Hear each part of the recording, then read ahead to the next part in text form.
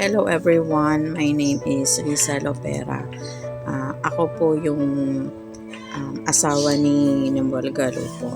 Last October 17, nag-chat siya sa akin na masakit daw yung tiyan niya. Pero pumasok pa rin siya sa work kasi tolerable pa daw yung pain.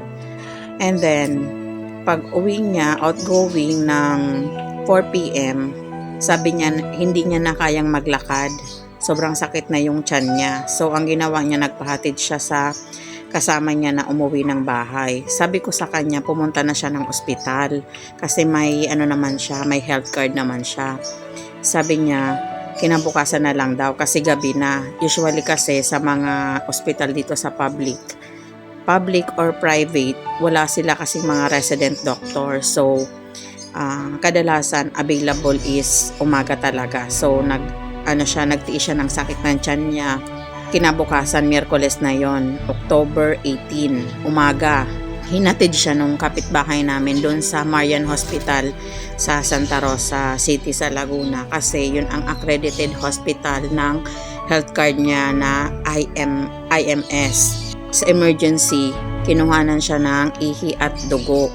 Tas ang tagal, natingnan ng surgeon. Siguro di ba 8 a.m. sila pumunta doon sa hospital. 11 na, saka pa lang siya kinapa daw ng surgeon. Sabi, na nga daw, kailangan nang i-admit kasi ay pumutok na daw yung appendix ng asawa ko.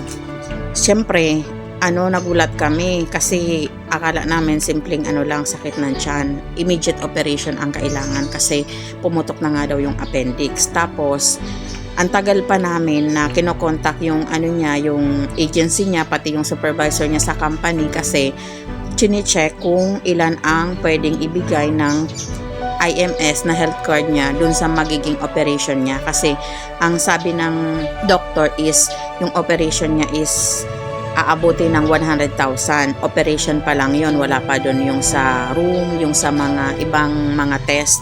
Ang tagal kong kausap yung supervisor niya, kinokontak nga doon sa agency niya. Ang sabi ay 30,000 lang daw ang ibigay.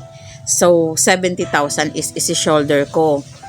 Which is, sabi ko, masyadong mabigat kasi ang pinagkakakitaan ko kasi full-time wife kasi ako, may baby ako 5 months, and then ang pinagkakakitaan ko is my small YouTube channel na which is hindi naman talaga ganun kalaki ang sahod. Tapos ang breadwinner kasi talaga is yung asawa ko kasi nga siya yung nagtatrabaho as head ng electrician ng Toshiba sa Canlubang. Yung kumpare namin, na kapitbahay namin, nag-offer siya, sabi niya, takbo niya daw, papunta dito sa QMC, Quezon Medical Center, dito sa Lucena. So from Santa Rosa, nihatid siya ng kumpare namin, binahi siya mula Santa Rosa kasi nga hindi namin kaya yung gastos doon sa Marian Hospital. Ito palang Marian na to, private hospital siya. Hindi nila i-release yung card ng asawa ko kasi kailangan ko pa daw magbayad ng 600 pesos doon sa surgeon na kumapasa siya ng asawa ko kasi ay hindi na daw yung covered ng benefits ng health card niya kasi nagamit na daw doon sa emergency room yung sa ihi at dugo, which is 2,500 na agad yon. So limit na daw yon doon. Kaya naiwan yung kapatid ko doon na naghatid sa kanya sa hospital para kunin yung card niya. So nagbayad ako ng 600 pesos doon sa surgeon, saka pa lang nila ibinalik yung card. Dumating sila dito sa Lucena sa Quezon Medical Center ng mga 2 p.m. Nakuna na ng ihi at dugo doon sa Santa Rosa. Pagdating dito, kinunan uli ng dugo at ihi. Ang tagal. Na-admit siya 9 p.m. na. Siyempre kabado ako. Pumutok na yung yung appendix niya, ang sabi ng doktor doon. So immediate operation. Siyempre, naiintindihan ko naman public pila yung pero ang tagal niya ma-admit. Ayun na nga, na-admit na nga siya ng 9 p.m.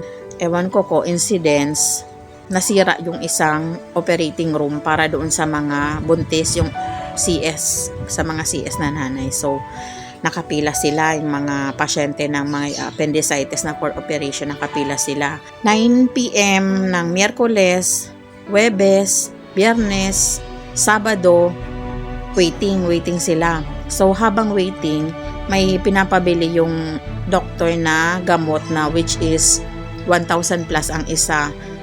nireresitahan, pinapabili 3 peraso, antibiotic siguro para syempre hindi malason yung katawan niya, yung bloodstream niya habang waiting doon sa operation.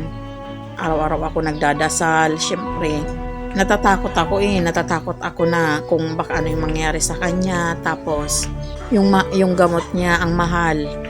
Nanghingi ako ng tulong sa mga kaibigan ko, nag-post ako sa FB, sa stories na we need help. Kung sino man yung gustong tumulong, mag-PM na lang sa akin kasi yung gamot niya is ang mahal nga bago yung operation. Naoperahan siya is Sunday na ng 12:24 AM. Pagkatapos niyang maoperahan, ngayon is Martes na ngayon, October 24 na ngayon, nandun pa rin siya sa hospital. Yung gamot niya, tuloy-tuloy pa din.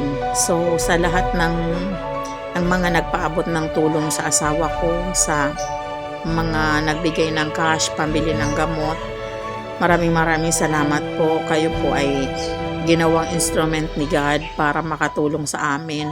May God bless you 1,000-folds sa pag-share nyo ng blessing sa amin. Hindi ko alam kung paano ako makakabawi sa inyo. Basta isasama ko na lang kayo sa mga prayers ko, yung mga tunay na kaibigan namin. Kasi ano ba yun, yung pag wala ka talaga, doon mo talaga makikita yung mga tunay na kaibigan. So, maraming salamat.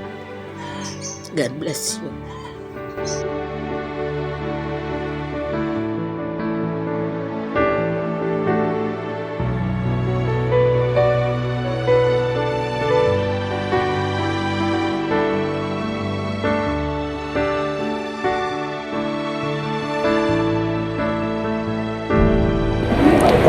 Thank you po, Marias Foundation.